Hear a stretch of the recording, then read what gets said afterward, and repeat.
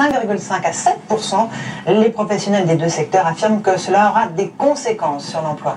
Ludovic Romanin, c'est Ludovic Rincheval. À l'exception des produits de première nécessité comme l'alimentation ou les services aux personnes handicapées, tous les secteurs bénéficiant d'un taux réduit de TVA à 5,5% sont concernés.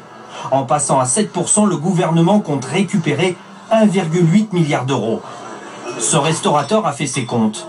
Il devra verser chaque mois 900 euros de taxes supplémentaires. En 2009, la profession avait obtenu 5,5, avec, en contrepartie, une baisse des prix et un effort d'embauche. Pour lui, le contrat passé avec le gouvernement a été rompu aujourd'hui. Le client va devoir régler la facture. Depuis 2009, je n'ai pas augmenté aucun tarif. Aujourd'hui, je vais être obligé. C'est certain, parce que sinon, je m'aperçois déjà depuis le mois d'août, le chiffre d'affaires baisse un petit peu parce qu'il y a une récession. Faut pas qu'on est rentré en France dans la récession. Les professionnels du bâtiment vont devoir aussi réviser leurs prix. Par exemple, sur ce chantier de rénovation de 20 000 euros, ce changement de TVA d'1,5 point va faire gonfler la facture de 300 euros. Un effort encore acceptable pour cet entrepreneur et son client.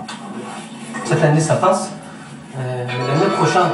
L'année prochaine, c'est encore augmentation. C'est pas la peine. Enfin, tous sont unanimes. Au-delà d'une TVA à 7%, le spectre du travail dissimulé risque de refaire surface. Et on verra ce que le Premier ministre répond aux professionnels de ce secteur dans un instant. Autre source de recettes, la mise à contribution des personnes les plus riches, le barème de l'impôt.